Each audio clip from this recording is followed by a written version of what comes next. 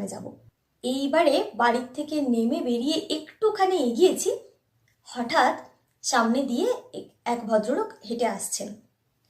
তাকে দেখার সাথে সাথে দিদিভাই আমাকে বলছে, এই রে, হয়ে গেল তোর জুতো কেনা আজকে। তো আমি বললাম, কেন, কি হয়েছে?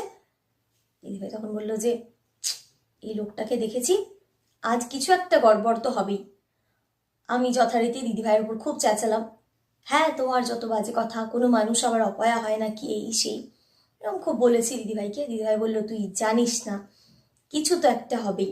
তারপরে দিদিভাই আমাকে গল্প করতে করতে যাচ্ছে। তো এই লোকটিকে ওখানকার সবাই নাকি অপয়া বলে। কোনো ভালো কাজে বেরোলে, তার মুখ দেখে বেরোলে নাকি সেই কাজ কিছু না কিছু একটা গড়বড় হবে। তো তারপরে দিদিভাই আবার গল্প করে যে আমাদের আরেক জাতুতো দিদির বিয়ে হচ্ছিল, বিয়ে বাড়িতে যাওয়ার সময় দুটো ট্রেন চেঞ্জ করে যেতে হয়। একটা ট্রেনে যাওয়ার পর স্টেশনে নেমে দেখছে হঠাৎ করে ট্রেন বন্ধ হয়ে গেছে। তো ওরা যেতে পারেনি, যথারীতি বিয়ের দিন বেলার দিকে পৌঁছেছে।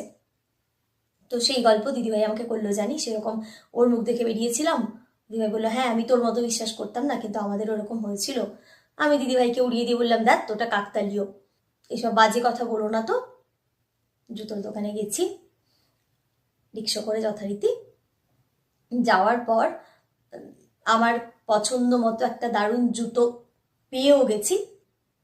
ছেলে মানুষের বুদ্ধিতে যা হয়, আমি দিদিভাইকে বললাম যে এক কাজ করি, নতুন জুতোটা আমি পরে যাই, এত সুন্দর কখন পরবো, আর পুরনো জুতোটা প্যাকেটের মধ্যে ঢুকিয়ে নিই।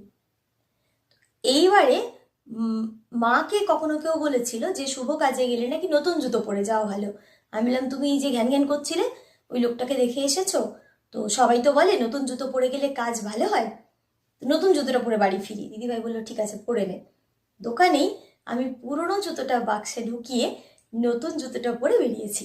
তো বাড়ির একটু আগে এসে আমরা রিক্সা থেকে নেমে গেছি। নেমে গিয়ে আইসক্রিম খেতে যাবো, আইসক্রিম পার্লার ছিল ওখানে একটা। তো দিদিভাই বললো, তাহলে চল আইসক্রিমটা নিয়ে বাড়ি যাই। রিক্সাটা ছেড়ে দিয়ে, রিক্সা দাঁড়াতে চাইবে কি চাইবে না।